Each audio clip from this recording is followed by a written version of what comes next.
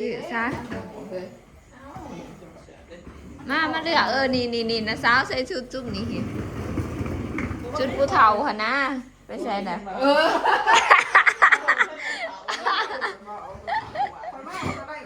สวัสดีพี่น้องสารุนมาสื่อส่งซอยเนาะ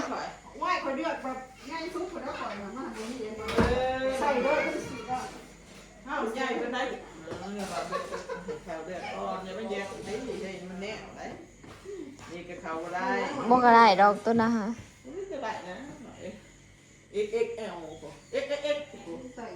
ว่าตัวนี้ไม่ยักอันนี้เสื้อตัวนั้นนะแม่เสื้อตัวนี้แม่อยู่บ่มันบ่แม่นจุ่มนี่เสื้อตัวนั้นผู้เสื้อตัวอยู่กระสอบก็มีหอยอยู่หั่นเด้พี่นะสาวว่าอีหยังใส่เบิ่งบ่แล้วพ่อพอดีไอ้บ้าให้นี่เอาไปให้เราเลือกนี่เบิดนี่เด้อันเด้มันง่ายมันเข้ากันค่อยอ้วนก็อ้วนนี่ยังก็อีหยังมันเลยจะบ่ค่อยกินเขานี่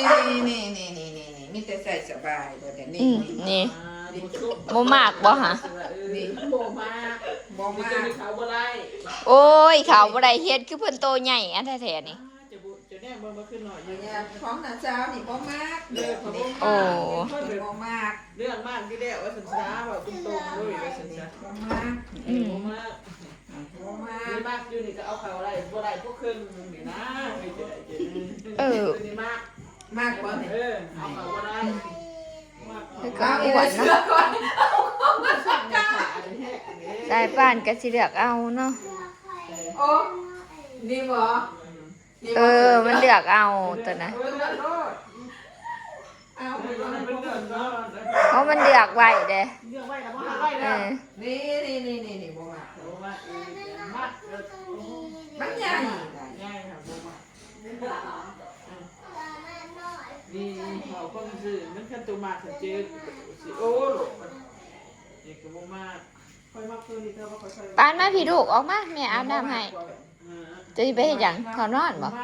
นี่เด้บ่มาจะเข้านอนบ่ไปอาบน้ำก่อนมายังบอกบ่มาเร็วๆก่อยตีนะฮะนี่เด้ข่อยก็ใส่ไปเลยนะข่อยทางห้องเสือมันทำดับดึงขึ้นสูงกว่านั้นมึงค่ะส่งค่ะมันเป็นแนวสูงหั่นแหละ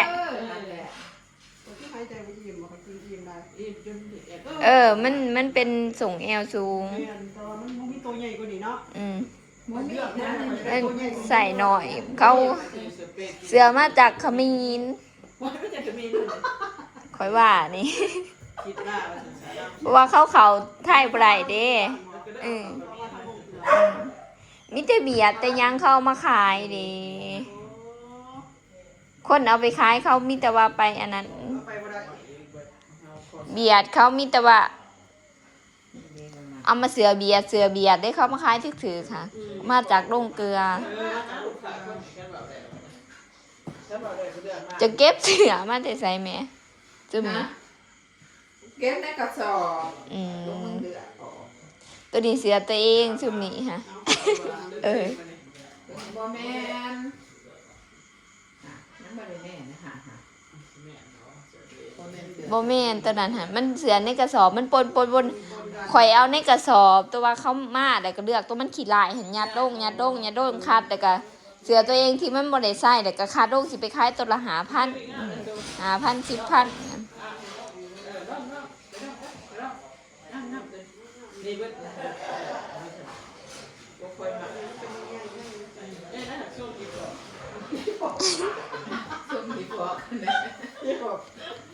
ส่งแบบบุญเจริญใส่เห็นดูส่งจะใส่พอดีนะแต่ว่าตัวนี้มันน้อยแต่ใหญ่ใหญ่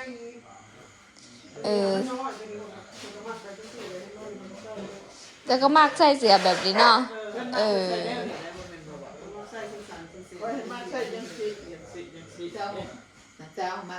มักใส่เสื้อยืดธรรมดาเนาะรุ่นมักใส่ฉันเพราะมันโหดไผโหดมากโหดไผโหดเสื้ ซุปเบิ้งหะ จะแม่มันไปใส่มันบ่คือตัว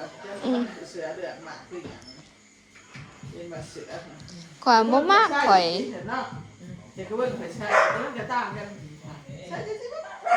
ใส่บ่คือ บ่คือบ่เป็นแบบมันบ่คือไม่ควรมากข่อยว่าเสือคนเสือจะหึงคนมาเบิ่งค่ะเนาะคือเสือเบิ่งซื้อไว้จะหึงไม่ทำนานนี่เด้ตัวนี้ตัว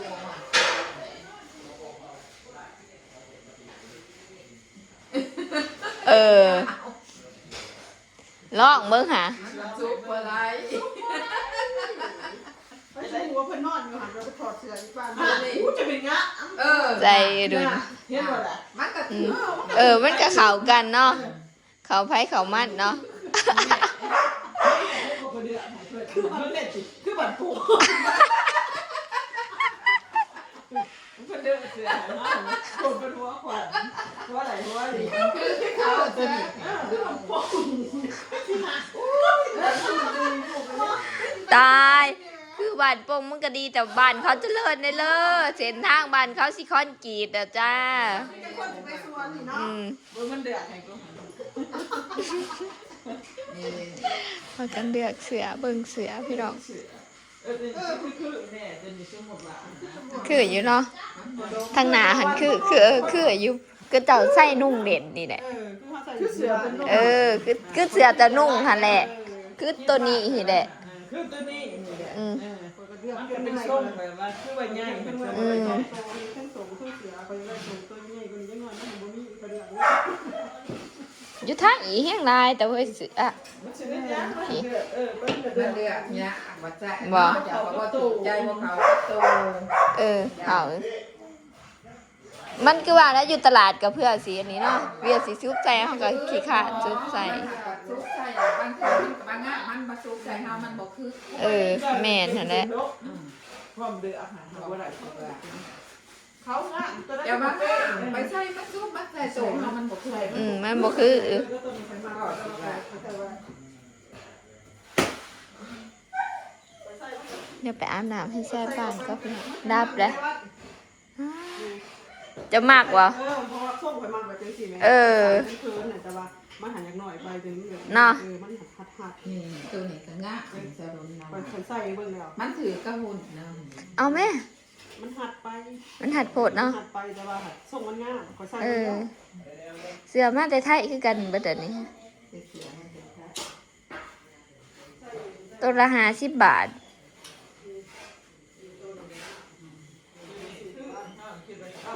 อืมสีน้ำแล้วเขาใส่ให้หมดเลย ลองมั้งค่ะ เพราะว่าเป็นยังหน่อยไว้บุญเขาคือมาใส่มาบานเฮาแม่สั้น เขาก็มากอยู่แต่เขามากมือหนึ่งบาทเท่านะ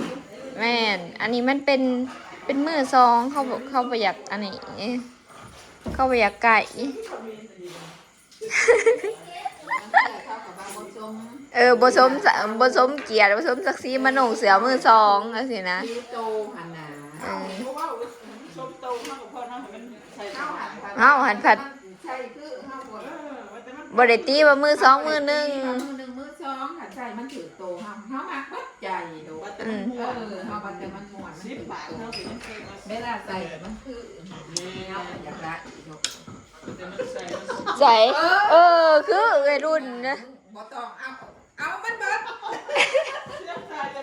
จะดึงเสื้อขึ้นอีกดึงทรงขึ้นอีก ส่งคือเองเอาถึงน้ำ โอ้ ส่ง ย แก้ว ได้ที่ว่ากินจนแบบจน นั่ นั่ ง ง เป็น บน ยั นี้ งเห็นได้มันได้วันนี้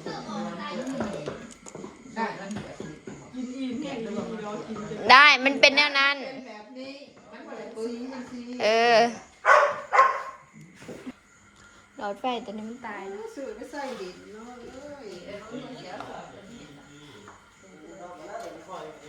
ว่าสัตว์อิ่มเลยอิ่มแบบ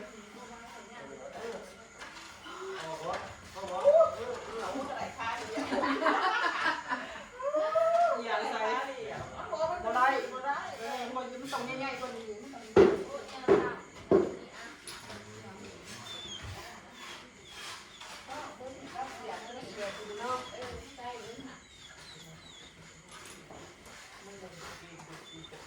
เออแต่ว่ามันขาดโผล่ มัน งก็เสือก็นะพี่จีนแต้มนี่นอกพี่นะ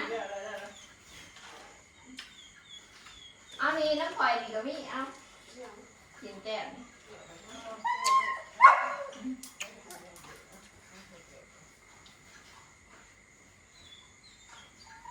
ลืมใส่ซื้อ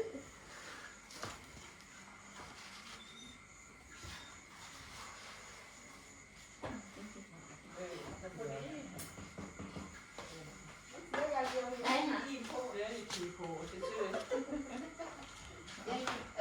หันเด็ก พอดีมันกินอีโพแต่มัน คือเอาคืนดีว่าหันเด็ก มือเจ้าดิเจ้ามันออกมาอย่างนี้ของ คือน้องมันเขาก็หนาก็ตาก็โตน้องมันพูดดีปลุก เสือ ใส่ มั กัน น ผูกสกัดมันไปมาเหมาะกันเลย มันบ่คือหัว ก็อื่นเนี่ย คือ เป็น ดีกันในหุ่นมันพอดี มันพอดีก็เสือไข่แม่แล้วก็ทองแปรจะให้ดีเนี่ย เนาะวันนี้มันมือนี้มันกินได้มันเลยที่ปกติ พี่อ้อมมันยังหนักใส่ตัวเป็นสีแดงพี่อ้อม นี่ไม่เราบ่มี มีส่งพี่อ่อนเนี่ยเอาไหนก่อนคอยใส่บ่คือคอยหัน ใส่แล้ววะเนาะ คอยไป กูว่าไปเบิ่งคลิปมาเบิ่งในคดนะเรียกว่าจากมันเตี้ยใส่สินเนี่ยก็คือหัวอีนางหน่อยก็เตี้ยอันนี้แหละเพิ่น สินบ่คือ ใส่สินก็บ่คือไม่ได้ใส่กางเกงจำผิดยังคือพวกติๆเอาคนซื้อเพิ่นใส่กางเกงเพิ่นย่างจะไกชอบมากนะกลัวเนาะชอบบ่คืออันนี้ บ่คือใส่ ห เดียว น่อยก็อีดูมันจะติด ว่าแต่มันจะต่างกันได้อีเดิน อีดูใส่กว่านี้เนาะ สูงอีเดินสูงกว่า ไปเดินสู่กัว ฉันก็ย่างกูว่าอู้บ่ได้ 2 เซต 3 เซต5 กูสิได้กูสิได้สินเด้ สูงกว่าใส่60บ่ 150 สูงกว่าเป็น6 7เซตคอยได้45 เอ 150 อันเดียวก็อีบอบก็ 6 เซตเนาะ มาจนนุ่งขึ้นเพิ่ 7 เซต อี ดู ดูมันทอกันครับกู แม่ กูนึงยอดยืดๆกว่ามึงจักหน่อย คอยเตี้ยกูมอง กูมันสิแตกลายกู ไปกินแต่จ้อยตัวจ้อย อ้า เนาะ วจ้อยไปเบิ่งในเสือค่ะ มาเดี๋ยวนี้อ้วนขึ้นนะ เดี๋ยวมันแห้งกินจนแบบตายแล้ว กินได้กินดีมันกินแล้ว ตรงนี้สังเกตเพิ่นอดีหันอ้วนอดีเนาะ ว่ามันโตบ่ใหญ่เนี่ยมันโต กางเกงมันชุดเลยนะชุดเลยชุดแบบว่าซื้อ แบบใบซื้อได้นี่ กินได้พี่ลึกแล้ว มันกินไม่แซ่บเดี๋ยวนี้มันกินหลายคนมันก็เลยแบบ กินข้าวหลายคนมันก็แซ่บตัว ขอหลายคน ถ้าปฏิอ่ะไปจักไล่เลยนี่นะก็ไว้อยู่ห่างสิแม่ตื่นเลย บ่ท้องมันถ้าเอาเรื่องเหมือนกันก็ต้องเปิดช่อง